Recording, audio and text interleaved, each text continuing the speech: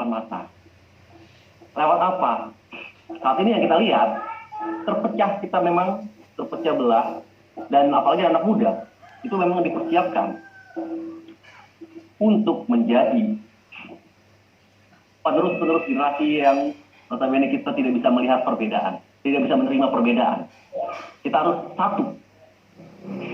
Satunya ini, cuman dalam konteksnya satunya ini, satu yang salah. Salahnya bukan masalah kita karena kita melihat satu di sini kita satu kesatuan dari berbagai macam suku bangsa. Tidak. Di sini kita malah melihat, kita tidak bisa melihat perbedaan dan tidak bisa menerima perbedaan dengan contoh agama, suku. Ini yang kita sudah mulai. Di mana di tempat lain mereka tuh tidak meributkan lagi masalah perbedaan sara, tetapi bagaimana kita menggunakan potensi-potensi terbaik kita untuk kita mengisi dan untuk kita menyumbangkan untuk negeri kita sendiri, Indonesia. Nah, mungkin kalau di sini saya akan coba sharing-sharing kita di sini saya lebih senang kita sharing saja supaya apabila kita saling mengkoreksi karena saya pun juga masih belajar. Sampai saat ini pun saya juga masih belajar. Jadi apabila kita salah, kita diberikan koreksi itu bagus. Supaya apa? Kita berarti kan diberikan koreksi dan kritik untuk membangun, bukan menjatuhkan. Saya lebih suka dan lebih senang dan sangat setuju dengan hal itu. Di sini kita kritik yang membangun, bukan untuk menjatuhkan. Sepakat ya? Siap. Oke, saya coba kita sharing ya. Di sini saya memaparkan aja ya. Dengan konteks bela negara. Bela negara. Nah, makna dan sikap bela negara itu kita adalah pertahanan negara. Bela negara berarti kita kan mempertahankan negara. Sikap dan tindakan warga negara berdasarkan tanah air, berdasarkan kecintaan kepada tanah air, dan lain-lain ya. Sadar nasional dan negara, kepercayaan Pancasila sebagai ideologi bangsa dan negara, kesediaan berkorban untuk menghadapi segala ancaman, tantangan, hambatan, dan gangguan, baik yang datang dari luar ataupun dari dalam yang membahayakan kelangsungan hidup bangsa dan negara, keutuhan wilayah, dan nilai-nilai luhur Pancasila dan Undang-Undang Dasar 1945. Ya, di mana kita ketahui bersama bahwa Pancasila dan Undang-Undang 45 merupakan yurisdiksi di Indonesia. Terlihat dari sejarah panjang pembentukan Undang-Undang Dasar 1945 sebagai dasar konstitusi Indonesia dan Pancasila sebagai ideologi dasar masyarakat Indonesia. Undang-Undang Dasar 1945 secara eksplisit juga mengatur kewajiban warga negara Indonesia untuk berpartisipasi dalam membela negara. Ini semakin menjadi kewajiban kita sebagai warga negara untuk selalu melakukan sikap membela negara. Membela negara dapat kita lakukan dengan cara apapun. Dan berapapun usianya, pertahanan negara bisa dimulai dari pelajar, pendidik, ilmuwan, dokter, dan untuk terus belajar dan mengembangkan pengetahuan yang bermanfaat bagi kemajuan sumber daya manusia di negara kita, sehingga dapat menguntungkan kepentingan masyarakat dan negara. Inilah mungkin dari apa yang ilmu yang kita punya, dari apa yang kita pelajari, dan melalui dari pengalaman kita, ini yang dapat kita bagikan untuk kepentingan masyarakat dan juga negara kita sendiri. Nah, konsepsi hukum bela negara. Konsepsi hukum bela negara Indonesia sudah ada, dan itu sudah tercantum dan mendasarkan pada Undang-Undang Dasar 1945. Khususnya, di sini ada dua pasal, di mana pasal 27 ayat 3 yang menyebutkan bahwa setiap warga negara berhak dan wajib ikut serta dalam upaya pembelaan negara.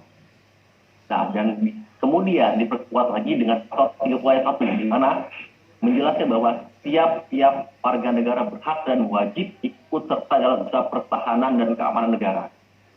Dari kedua ketentuan tersebut dapat kita pahami bahwa bela negara merupakan hak dan kewajiban secara konstitusional bagi warga negara Indonesia.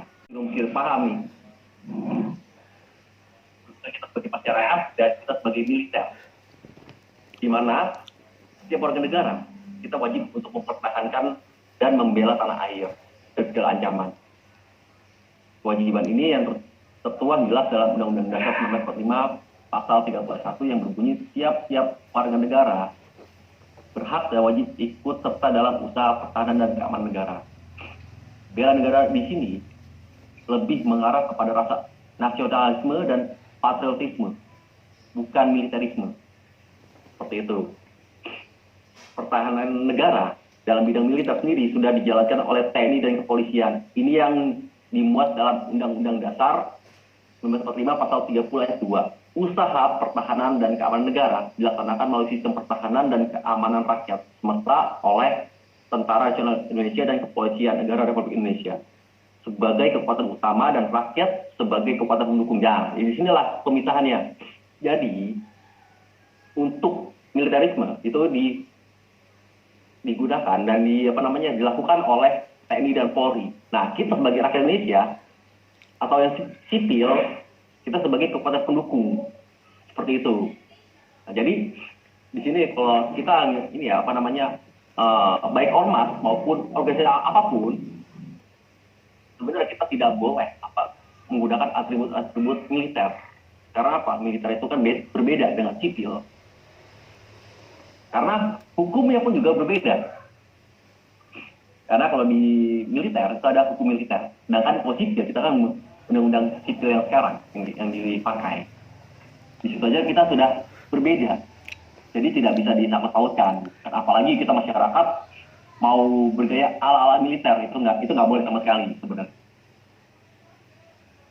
Dan kalau bila dibilang kita bergaya ala militer supaya dihormati, disegani, itu baik lagi. Justru kalau kita masyarakat sipil kita menggunakan bergaya ala-ala militer, itu jatuhnya jadi membuat arogansi dan membangun ketakutan di masyarakat. Karena apa? Karena kita masyarakat sipil, kita kan nggak ada. Bagaimana sih peraturan di militer? Kita kan nggak paham itu. Sedangkan militer tahu pasti membedakan berhadapan dengan sipil dan berhadapan dengan sesama tentara atau sesama polisi seperti itu.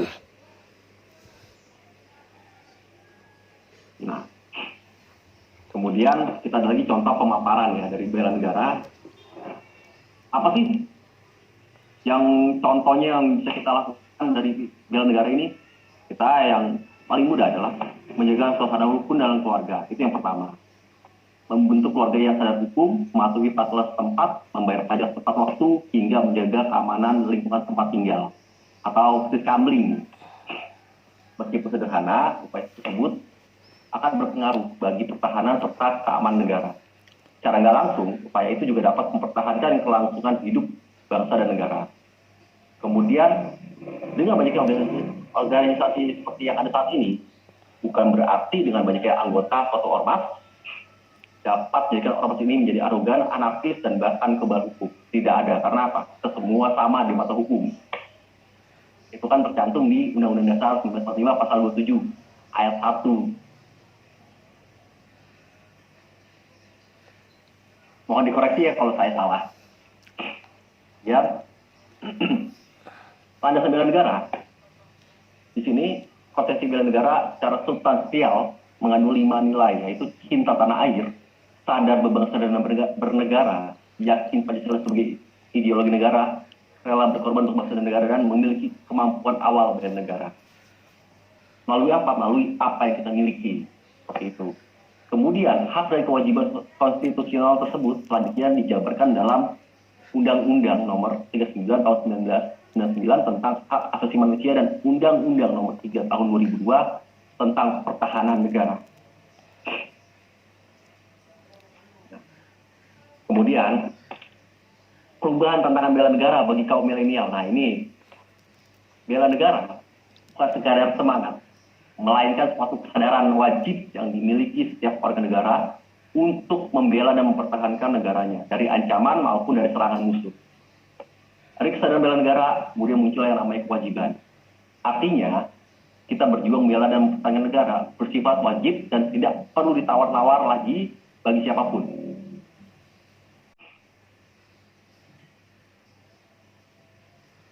Ancaman dan tantangan yang dihadapi setiap negara akan selalu berubah. Dahulu serangan secara fisik ke negara lain dalam agresi, invasi, dan sebagainya. Tapi saat ini, itu sudah berubah. Serangan tersebut bukan lagi secara fisik, melainkan non-fisik. Seperti kita diserang dari sisi apa nih? Agama, ekonomi, ideologi, politik, dan sosial budaya, serta serangan cyber. Ataupun dari hoax yang beredar. Nah, kita anak-anak muda, kita harus bisa memfilter itu. Supaya apa? Kita nggak ikut-ikutan, apalagi kita sampai terjebak ya, di dalam suatu kabar yang belum tentu valid dan benar. Itu tadi. Karena banyak yang, apalagi anak muda kan, yang notabene yang kita yang demo-demo, ataupun yang buat yang suka perang itu anak-anak muda yang dimajukan, bukan yang tua-tua seperti itu. Tapi anak muda-mudanya itu justru dijadikan tameng, dijadikan sebagai pion-pionnya. Nah, kita harus hati-hati, jangan sampai terjebak di dalamnya.